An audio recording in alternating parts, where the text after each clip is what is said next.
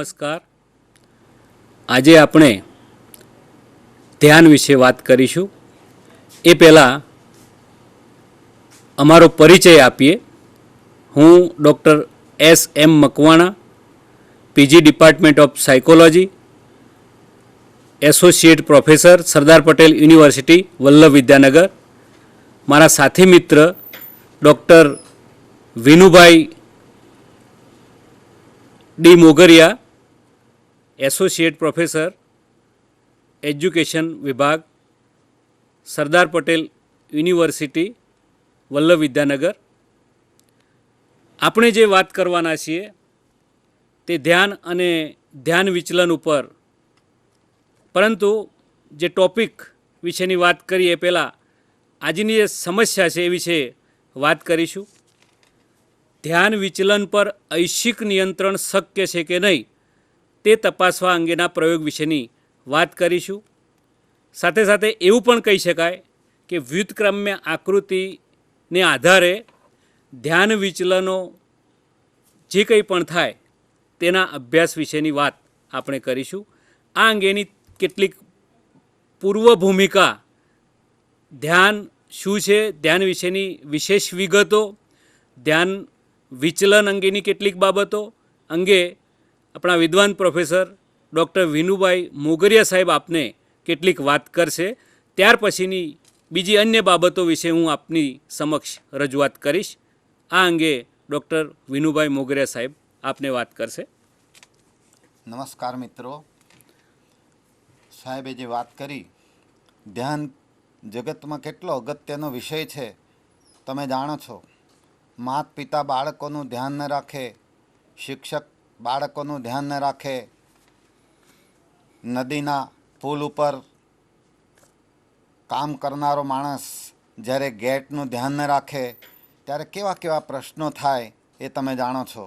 એટલા માટે એક દ્રષ્ટાંતથી વાત કરું કે એક વખતે એક મહારાજ રાજઘરાનામાં ગયા અને એની મહેમાનગતિ પૂર્ણ કર્યા પછી એ પોતાના વતન પાછા ફરતા હતા.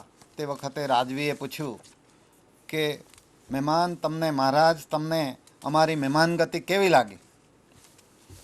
તો મહેમાને કહ્યું કે રતન તો મેં રણકે પારખ્યું ને ઘોડી પારખી કાને, રતન તો મેં રણકે પારખ્યું ને ઘોડી પારખી કાને, રાણીને મેં ઠમકે પારખી અને રાજા તને પારખ્યો મેં દાને.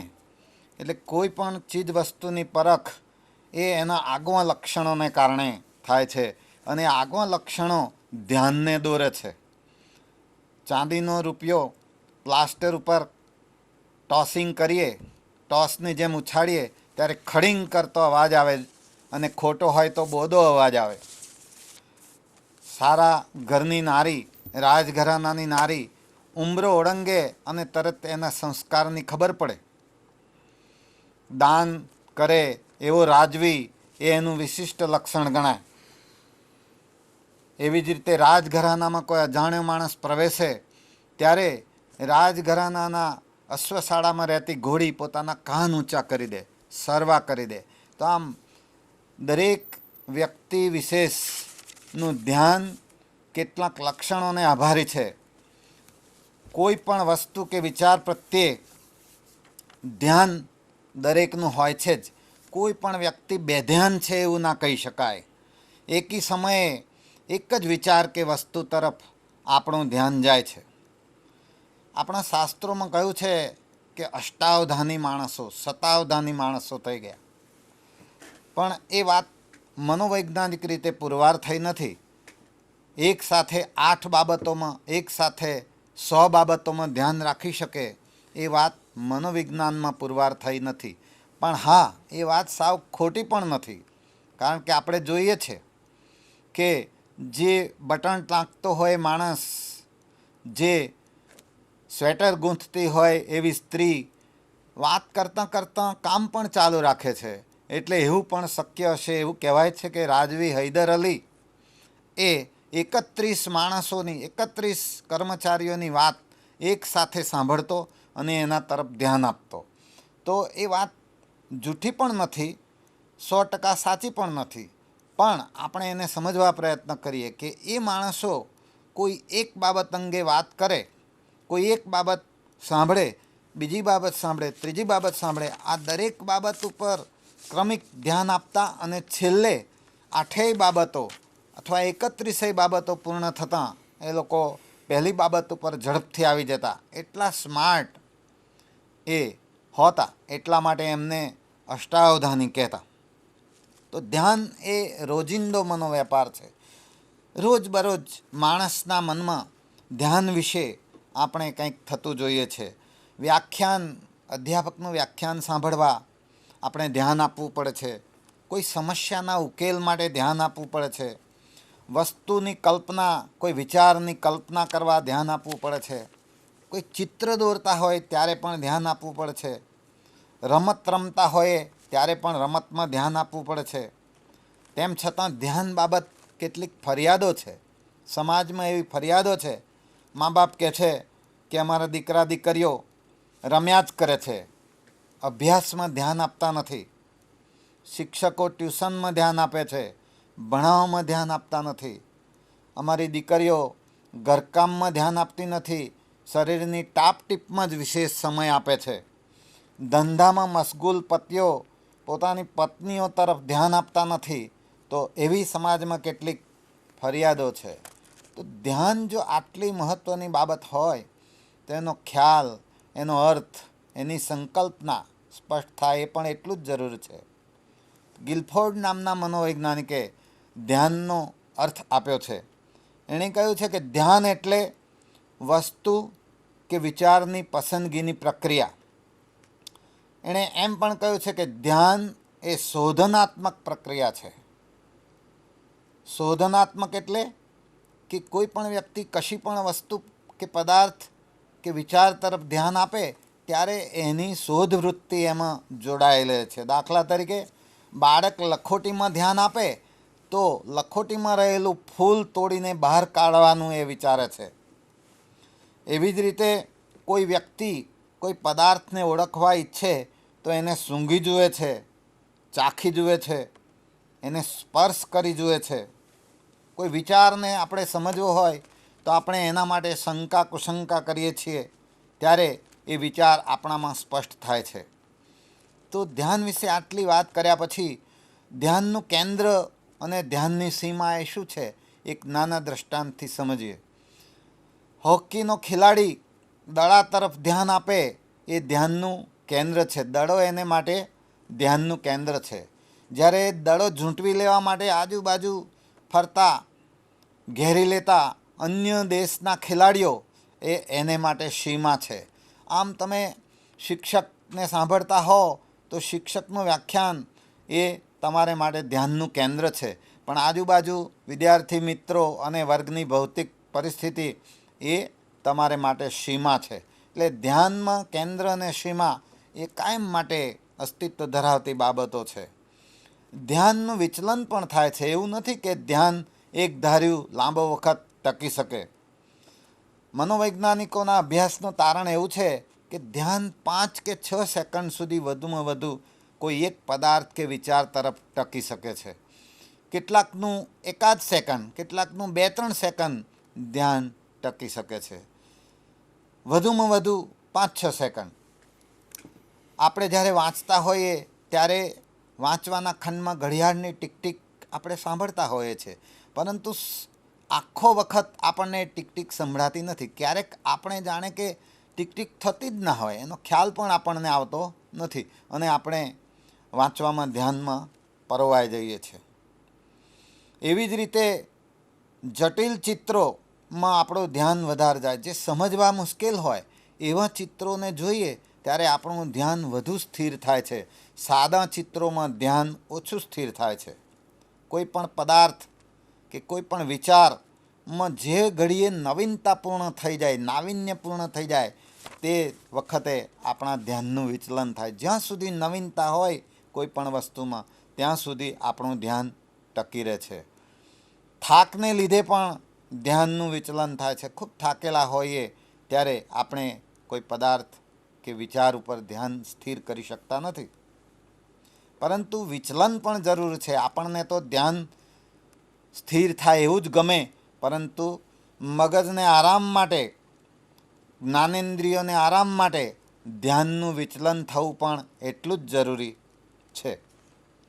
હવે જો ધ્યાન આટલી મહત્ત્વની બાબત હોય તો ધ્યાન ટકાવી રાખવા માટે એવી કઈ બાબતો છે જે આપણે યાદ રાખવી જોઈએ? તો જાહેરાતનું મનોવિજ્ઞાન જેનો રોજબરોજ ઉપયોગ કરે છે એવી કેટલીક વસ્તુગત બાબતો છે, બાહ્ય ઘટકો છે અને કેટલાક આંતરિક ઘટકો છે. આવા ઘટકો તમારે યાદ રાખવા હોય તો મેં એને માટે એક નાનકડું સૂત્ર બનાવ્યું છે, ઉપવન ગવિપુ. એ સૂત્ર તમારે યાદ રાખવાનું અને એ સૂત્રને આધારે આગળ વધશો તો ધ્યાનના બાહ્ય ઘટકો વધારે સ્પષ્ટ થશે. દાખલા તરીકે પહેલું ઘટક ઉ એટલે ઉદ્દીપકની તીવ્રતા. જેમ ઉદ્દીપક અથવા ઉત્તેજક વધુ તીવ્ર એમ એના તરફ આપણું ધ્યાન વિશેષ જાય છે. દાખલા તરીકે ઝળહળતો પ્રકાશ, શેરીમાં ફેરિયાઓનો અવાજ, લાઉડ સ્પીકરથી થતી જાહેરાત, ભપકાદાર રંગની સાડીમાં કોઈ સ્ત્રી, શાંત રાત્રિએ વીજળીનો ચમકારો, સર્કસના સિંહની ગર્જના. તો આ બધું તીવ્રતાને કારણે આપણું ધ્યાન ખેંચે છે. એટલે આપણે આપણા વિદ્યાર્થીનું આપણા શિક્ષણમાં, અધ્યાપનમાં ધ્યાન કેન્દ્રિત કરવું હોય તો આપણી વાતમાં તીવ્રતાનું તત્વ, આપણા ઉત્તેજકમાં તીવ્રતાનું તત્વ આપણે સામેલ કરવું પડે. બીજું છે પરિવર્તન.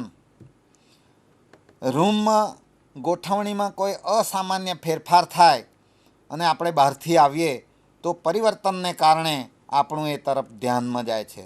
રૂમમાં એકાએક ટ્યુબલાઇટ બંધ થઈ જાય, એકાએક પંખો બંધ થઈ જાય, ટક ટક કરતું ઘડિયાળ બંધ થઈ જાય તો પણ આપણું પરિવર્તનને કારણે એ તરફ ધ્યાન જાય છે.